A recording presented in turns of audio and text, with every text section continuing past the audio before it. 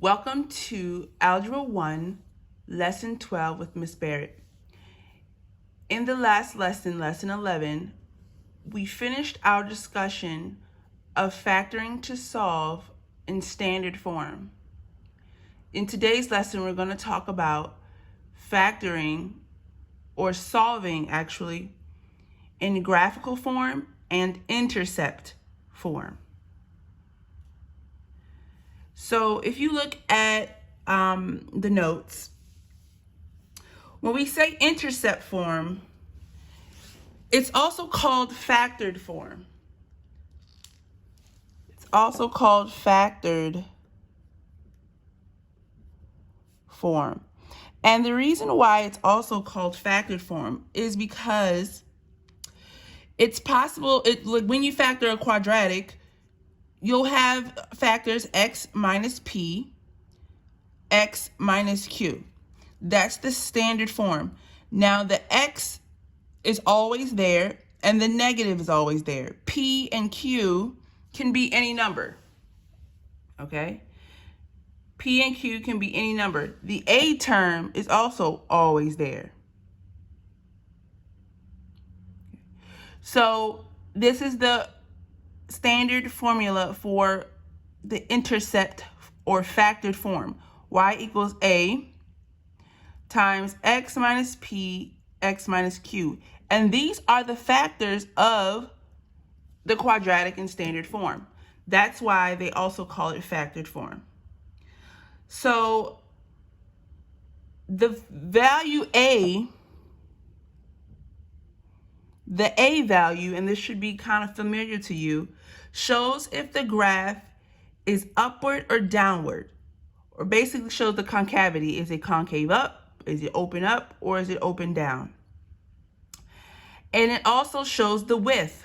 The a term also shows the width. If you remember, if the a term is greater than the absolute value of, well, let me say it this way. If the absolute value of a is greater than 1, it's going to be more narrow. And if the absolute value of a is less than 1, it's going to be more wide. And I think that should be kind of a review of what we learned in the second quarter.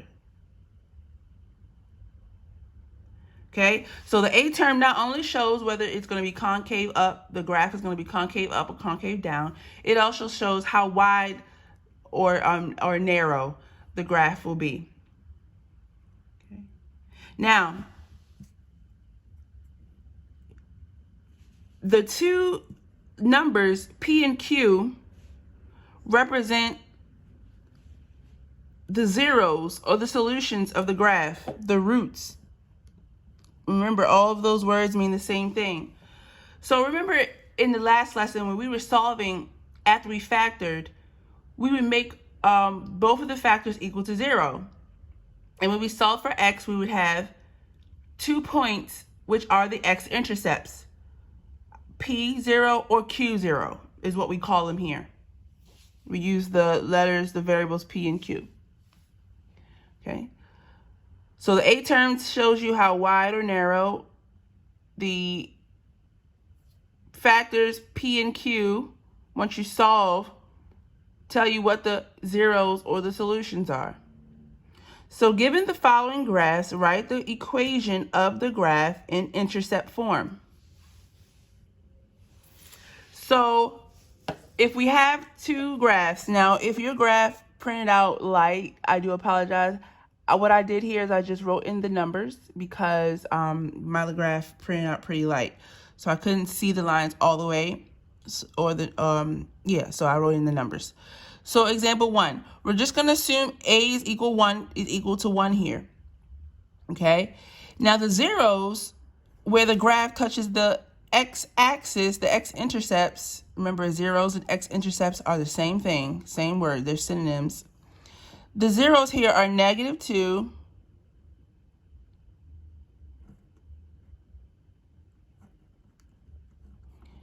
and 4.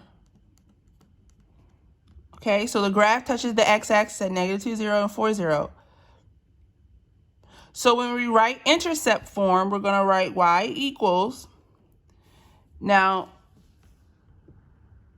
our a term goes after y equals, we're looking up here, equals 1 times, we're going to consider that, let's call p -2, and let's call q 4.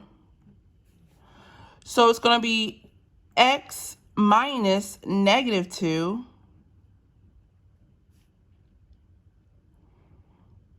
times x minus 4. Okay. Or basically, if it makes it hard for you, it's the opposite of whatever the zeros are. Okay, so then it becomes y equals 1 times x plus 2, x minus 4. And as you can see, it was -2 when we wrote it out as a 0, and now it's +2. And it was +4, and now it's -4. We're doing the opposite of when we solved. When we solved, we made the factors equal to 0, and then we solved for x. So that means that this would have been x equals -2 and x equals +4. But now we're doing the opposite. We're going the reverse. If they give us the zeros, they're saying, well, what are the factors? Okay? If we're saying x equals -2, then the factor must be x plus 2. If we're saying x equals 4, then the factors must be x minus 4. Let's look at this one. We have a 0 here at -5 and -2. So the zeros are -5 and 0, -2, 0. Okay. So here P can be -5, Q can be 2, -2. That means my factor form is going to be y equals 1 times x minus -5 times x minus -2. So I'm going to simplify that. So it's going to be x plus 5, because x minus -5 is +5. 2 negatives make a positive. And a times x plus 2. Again, the 5, when it was a 0, was negative. But when you write it as a factor, you flip the sign and you make it positive. X was negative when it was a 0, but when you make it a factor, it becomes positive.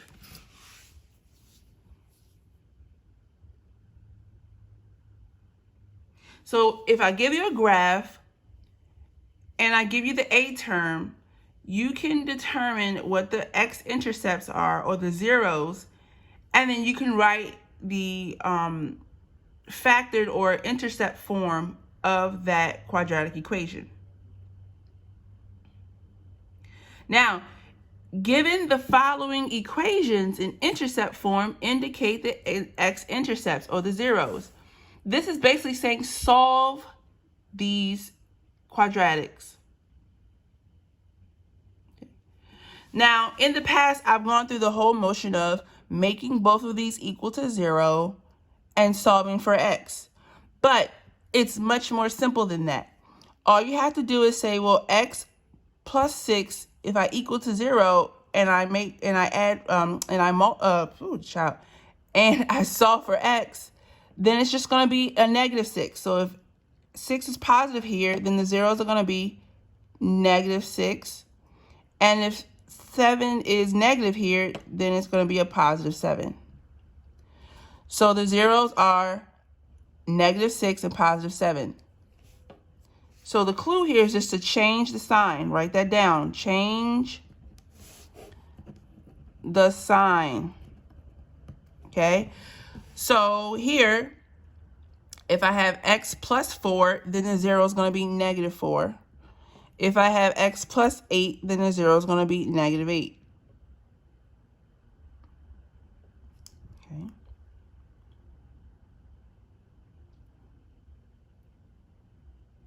So basically the zeros have opposite signs of the factors. If I have x minus 9,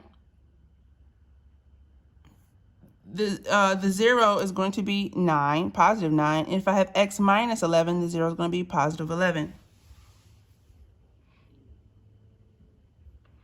And last but not least, if I have x minus 1, then my 0 is going to be 1. And if I have x plus 3, then my 0 is going to be negative 3. All you have to do is change the sign.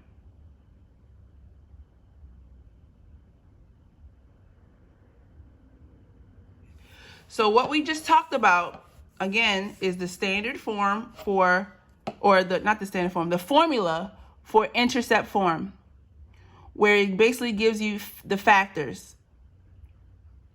Okay? If you are given a graph, you can look at your x-intercepts or your zeros, and if you flip the sign and make them factors, then you'll have the correct intercept form. Likewise, if you're given the intercept form and you're asked for the zeros, you just flip the signs again. X plus 6, x minus 7 gives you zeros of negative 6, positive 7.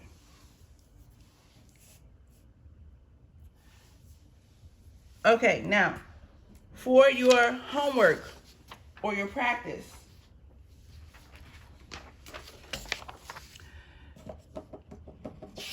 you're going to practice doing exactly what you just learned. So it says, given the following equations in intercept form, indicate the zeros. You can use your notes. Part number 2 is kind of a review.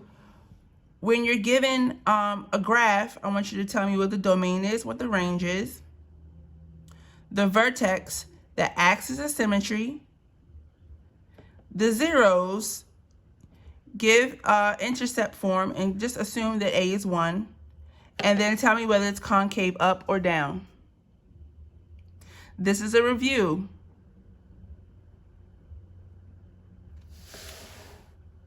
And then lastly, it says write the equation in intercept form given the zeros and the value of A, which is exactly what we just did in the notes. So you can use any notes or any videos. I would suggest that since we have a Zoom meeting tomorrow, Thursday, I would suggest you try to complete this assignment, and then you can come to the Zoom meeting and ask any questions that you may have, because you will have a graded assignment on Friday that will be due on Monday. Hope everyone has a great day. Bye.